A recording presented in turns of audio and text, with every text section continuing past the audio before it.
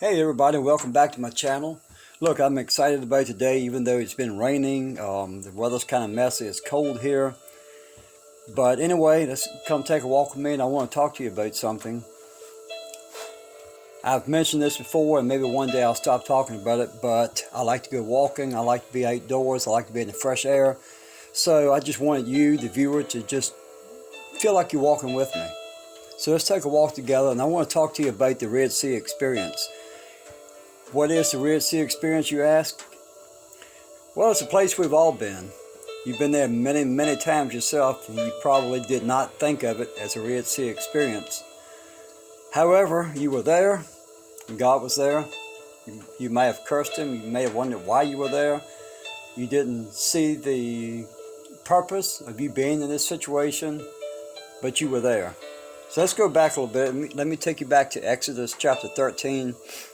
Starting in verse 21, and again I'm going back to the Israelites. I seem to be harking lately on faith and continually going back to the story of the Israelites. So anyway, again, Exodus chapter 13, 21, this is when the Israelites were coming out of Egypt. And the Lord went before them by day in a pillar of cloud to lead the way, and by night in a pillar of fire to give them light, so as to go by day and night. He did not take away the pillar of cloud by day, or the pillar of fire by night from before the people. So I want you to think about this. They were led by God, weren't they? They followed Him. They followed the cloud. They followed the fire. They didn't really have a choice. They did, but their God just led them by many miracles out of Egypt. So, hey, I think we better follow Him, right? So they followed God. He led them. A few days journey into the wilderness, and they came to the Red Sea. And here it was, a sea in the midst of dryness. For now they could stop and refresh themselves. Children could play in the waters. The cattle could drink. They were free, and they were happy for the first time. They were slaves for 400 years in Egypt. 400 years in Egypt, and now they were free. They were in a desert, and now they were at the Red Sea. Everybody could drink and play and be happy. Wow. This must have been a great time for them.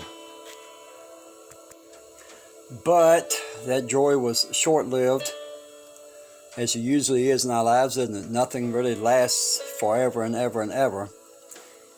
I can just imagine when the first person looked up and spotted the chariots of Egypt coming. Exodus 14:5 says, Now it was told to the king of Egypt that the people had fled, and the heart of Pharaoh and his servants turned against the people. And they said, Why have we done this, that we have let Israel go from serving us?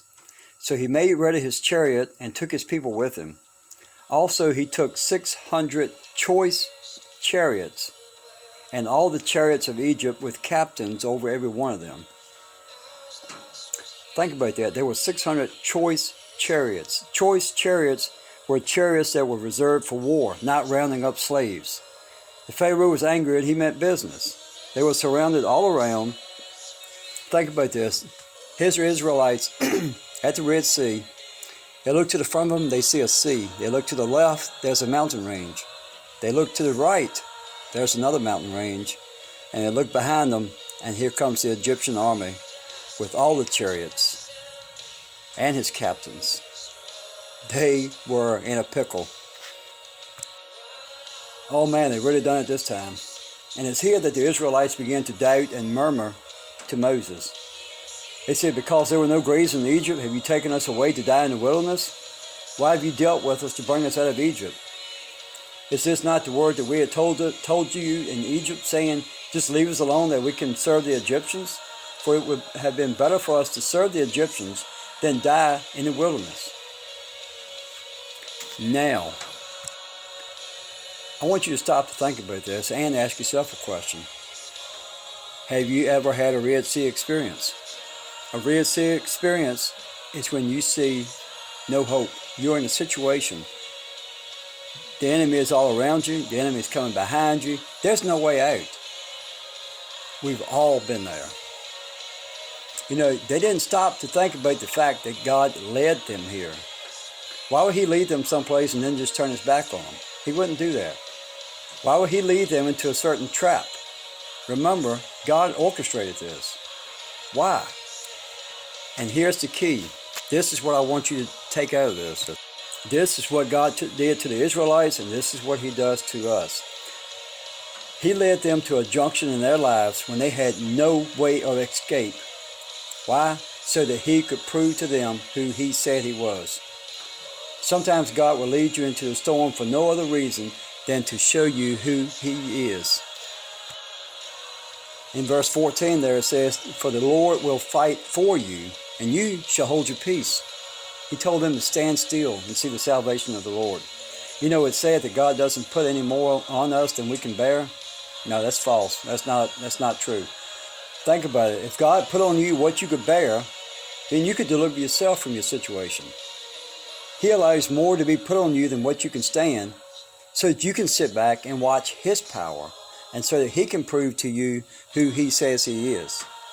So when your vehicle breaks down, you have no way to financially have it repaired. You can't fix it yourself. If you can't do it yourself, then you are at a Red Sea experience. If you just lost your job, you see no way out. You see no way to pay your next bill. You are at a Red Sea experience. You know, there's several things you can do in response to this. You probably heard the old saying that everything happens for a reason. Well, sometimes the reason is you just made stupid choices. You know, that can sound harsh, but that can also be a reality. So when the storm comes and you find yourself at a Red Sea experience, ask yourself, did I do something to precipitate this? If not, then you have to think and you have to know that God led you here. So what do you do in this situation? First, pray, of course, and then stand and watch the salvation of God. If he's led you here, if he's led you to this point, he's not going to forsake you. This is not the time to tremble and run and hide and scream. This is the time to say, okay, God, you led me here. You brought me here. Now guess what? It's your responsibility to see me out. What do I do next? How do I stand and wait for you? Father, here I am. Deliver me. I just talked about faith in the last few episodes, and I said faith is moving as though that thing has already happened. And you've got to remember, when you're in this situation, when you're at a Red Sea experience, the enemy is going to come in. The enemy will whisper in your ear, and the enemy will say to you, are you sure God told you this? Are you sure this is where you're supposed to be? And he's going to try to get you to move. But this is when you've got to stand fast. This is when you've got to keep walking as though that thing has already come to pass.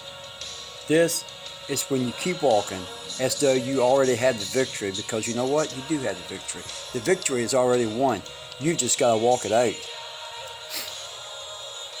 So, thanks everybody for being with me again today. I appreciate this. If you like this channel, if you get anything from it, just leave a comment below. Hit the like and the subscribe button. And as always, be blessed, and I'll see you next time.